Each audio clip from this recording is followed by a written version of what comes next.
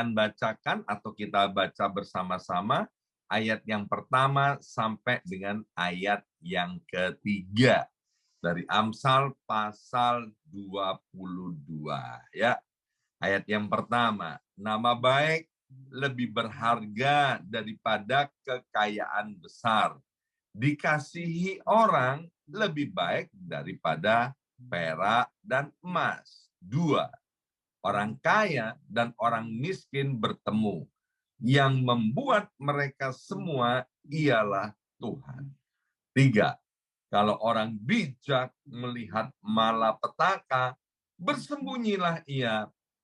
Tetapi orang yang tak berpengalaman, berjalan terus lalu kena celaka. Ya, dari 3 ayat ini kita belajar yang pertama, ya, bahwa ternyata Bapak Ibu sekalian kalau mau terkenal gampang, Bapak Ibu sekalian ya.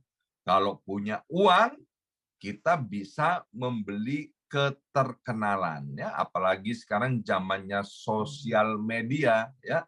Di sosial media itu saya punya teman, Bapak Ibu sekalian, saya kagum banget dengan teman saya ini. Kemudian teman saya ini kan pendeta ya, pendeta, dia pembicara yang menurut saya itu bagus banget khotbahnya. Sehingga rutin saya mengikuti khotbah daripada teman saya ini. Ya, saya banyak belajar dari teman saya ini. Yang saya heran itu begini, Bapak Ibu sekalian.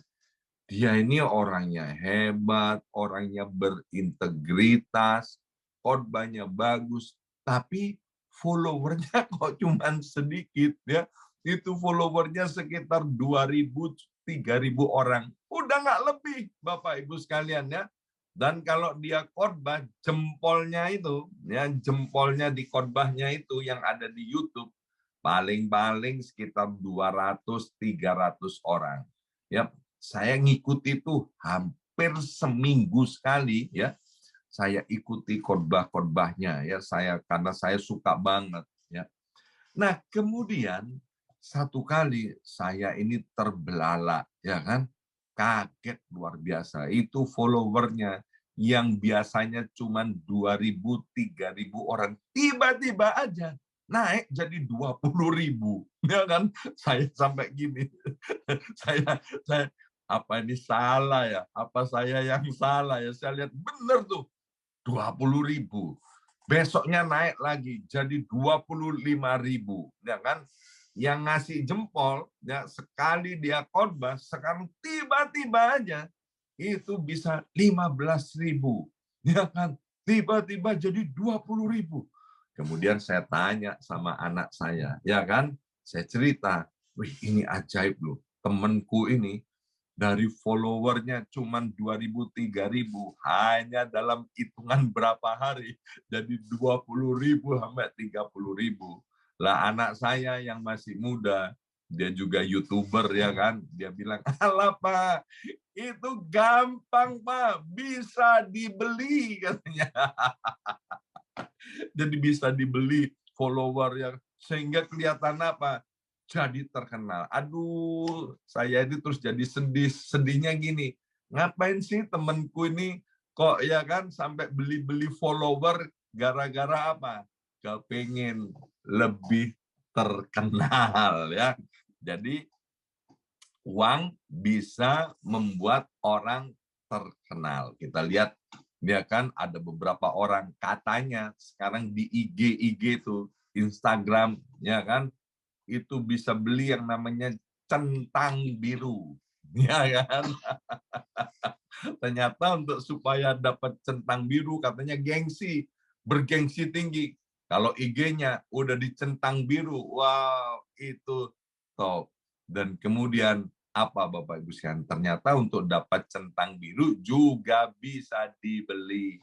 Caranya gimana? Bayar bulanan sekian ya kan? Dan kemudian nanti dicentang biru. Jadi IG-nya jadi top. Bapak Ibu sekalian ya, banyak cara untuk menjadi terkenal.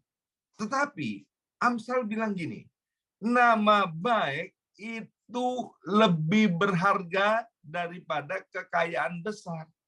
Alkitab tidak pernah menentang kita menjadi kaya. Menjadi kaya itu puji Tuhan, menjadi kaya itu bisa terkenal dan bisa membeli keterkenalan. Tapi yang penting ternyata di hadapan Tuhan itu nama baik. Bersama saya ucapkan nama baik, 2, 3, nama baik. Nama baik itu lebih berharga. Nah, kita ini dikenal sebagai apa?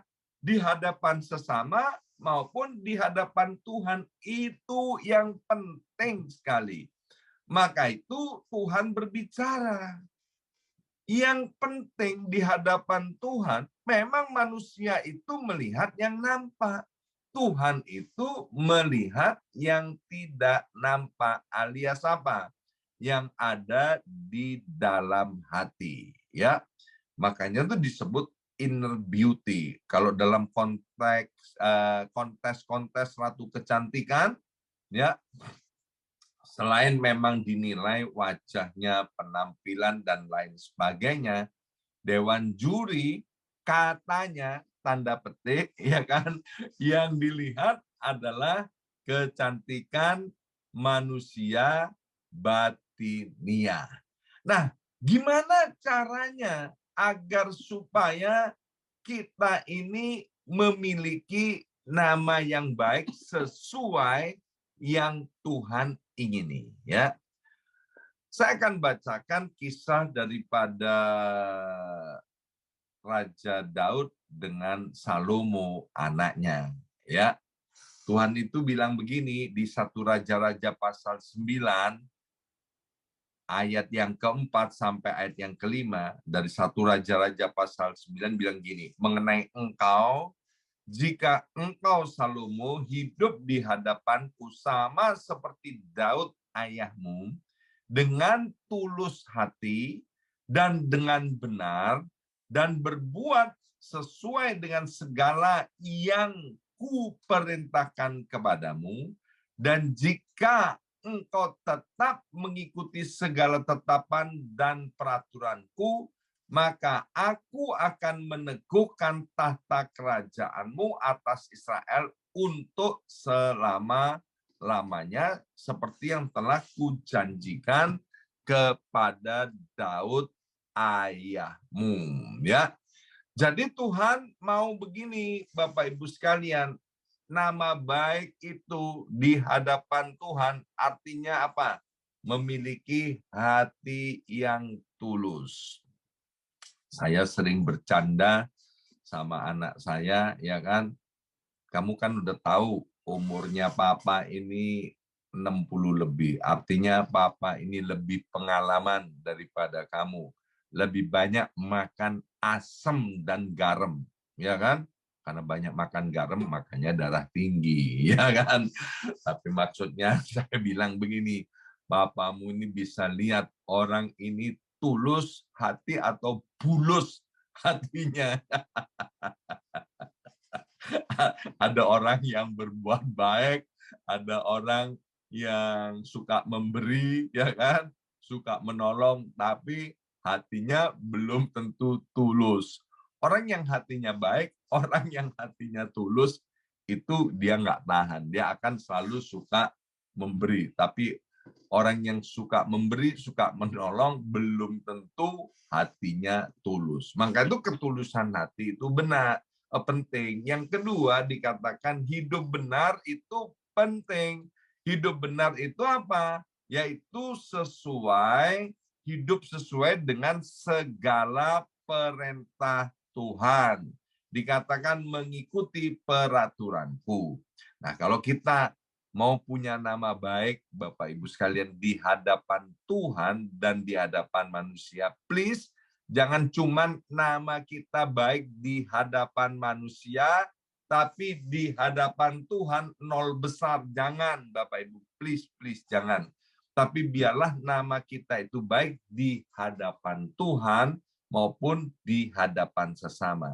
Dengan kita memiliki nama yang baik itu, Bapak Ibu sekalian, ini dibandingkan bahwa kalau nama kita baik di hadapan Tuhan dan di hadapan sesama, jangan khawatir tentang harta benda. Itu akan datang mengikuti kita. Saya udah mendengar banyak kesaksian bagaimana orang-orang yang miskin, orang-orang yang nggak punya harapan untuk jadi hidupnya diberkati oleh Tuhan.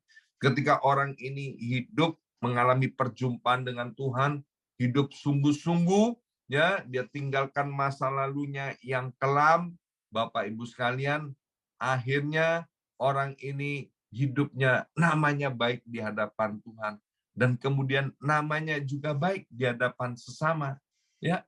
Meskipun punya masa lalu yang kurang baik, tapi akhirnya orang ini diberkati oleh Tuhan, ya. Dan dari ayat yang pertama, kalau kita memiliki nama baik di hadapan Tuhan dan di hadapan sesama, maka jangan khawatir Bapak Ibu sekalian, orang pasti akan mengasihi kita. Kalau kita dikasihi Tuhan, katanya lebih baik daripada memiliki perak dan emas. Karena kalau dikasih orang, nanti perak dan emas itu akan datang sendirinya. Itu yang pertama. Dari Amsal pasal 22. Kemudian ayat yang kedua, orang kaya dan orang miskin bertemu, yang membuat mereka semua ialah Tuhan. Ayat yang kedua ini jangan disalahpahami. Orang yang salah paham dengan ayat yang kedua, dia berpikir bahwa kalau ada orang yang kaya, itu Tuhan yang membuat orang itu kaya. Kalau ada orang yang miskin, itu Tuhan yang membuat orang itu miskin. Bukan. Ayat yang kedua ini berkata bahwa entah orang itu kaya, entah orang itu miskin, orangnya itu Tuhan yang membuat. Kalau kaya dan miskin itu kan banyak hal, banyak faktor kenapa orang menjadi kaya, kenapa orang menjadi miskin. Tapi ayat yang kedua mau menegaskan kepada kita, mari Bapak Ibu sekalian, seperti Tuhan memandang orang kaya dan orang miskin itu sama di hadapan Tuhan, yaitu Tuhan mengasihi mereka, sehingga Tuhan rela mati di atas kayu salib untuk menyelamatkan orang kaya maupun orang miskin, orang jahat, orang berdosa, maupun orang yang merasa dirinya baik. Tuhan mau agar supaya kita juga tidak boleh rasis, tidak boleh memandang orang kaya itu lebih terhormat, kalau orang miskin itu tidak perlu dihormati. Tidak, ya kan? Karena mereka semua ciptaan Tuhan, masterpiece-nya Allah, ciptaan Allah yang paling mulia. Tuhan mau agar kalau kita memberi hormat kepada orang kaya, demikian juga kepada orang-orang yang kurang beruntung, kita juga harus memberi hormat. Kalau kepada orang-orang yang terkenal, kita memberi hormat. Kepada orang-orang yang tidak terkenal, Tuhan juga mau kita memberi hormat. Kalau kita bisa mengasihi orang-orang yang kaya, Tuhan juga mau kita mengasihi orang-orang yang belum kaya, atau tanda petik orang-orang yang miskin. Karena apa? Hukum yang utama dan pertama daripada seluruh isi Alkitab, yaitu kasih Tuhan Allahmu dengan segenap hatimu, dengan segenap jiwamu, dengan segenap kekuatan dan akal budimu. Demikian juga kasihilah sesamamu manusia. Dan ayat yang ketiga berkata, kalau orang bijak melihat malapetaka, bersembunyilah ia. Tetapi orang yang tak berpengalaman berjalan terus lalu kena celaka. Ya, ayat yang ketiga ini bicara tentang orang bijak. Siapa orang bijak? Orang bijak adalah orang yang cinta akan Tuhan, yang hormat akan Tuhan, dan kemudian melakukan firman Tuhan. Itu sudah dijelaskan oleh Tuhan Yesus sendiri, ya. Orang yang bijaksana seperti itu. Nah, kalau kita ini hidupnya takut akan Tuhan, hidup benar di hadapan Tuhan, maka Tuhan akan beri kepekaan kepada kita, mana yang bahaya dan mana yang tidak bahaya.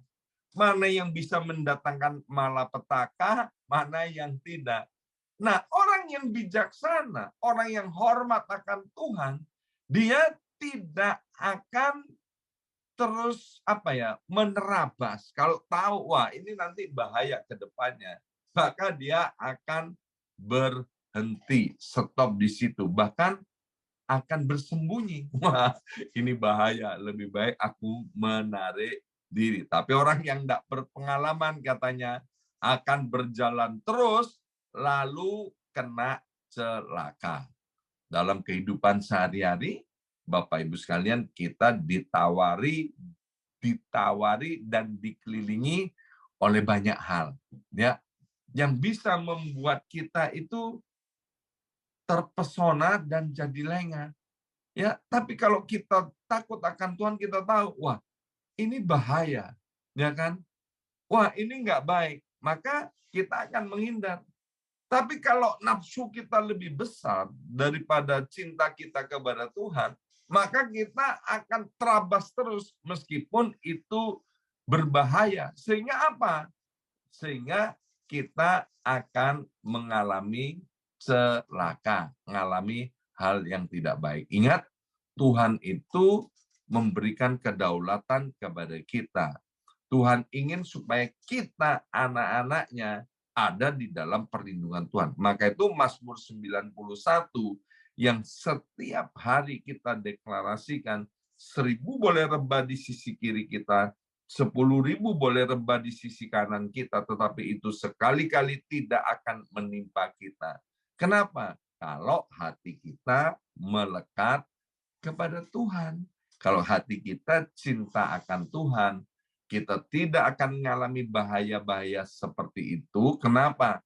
Karena kita bisa membedakan mana yang akan mendatangkan celaka dan mana yang tidak. Ketika tahu bahwa ini tidak baik, maka kita akan bersembunyi atau menarik diri. Ya, hari ini dari 3 ayat ini kita belajar yang pertama, penting sekali memiliki nama yang baik di hadapan Tuhan dan di hadapan sesama.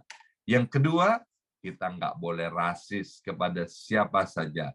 Kalau kita hormat kepada orang kaya, kita juga harus hormat kepada orang yang belum menjadi kaya. Dan yang ketiga, jadilah orang yang bijaksana. Kalau tahu ada bahaya, stop, jangan diterabas. Mari kita berdoa. Materaikan setiap benih kebenaran firman Tuhan pada hari ini, ya Aba, ya Bapa, biarlah Roh Kudus menolong setiap kami anak-anak-Mu untuk kami hidup benar, hidup tulus sesuai dengan ketetapan Tuhan. Dan kami percaya Tuhan, Engkau akan meluputkan kami dari segala yang jahat, dan Engkau akan memberkati hidup kami, karena Engkau datang ke dunia ini untuk memberi kami hidup, dan hidup itu dalam segala kelimpahan. Dalam nama Yesus kami sudah berdoa. Haleluya. Amin. Amin. Amin.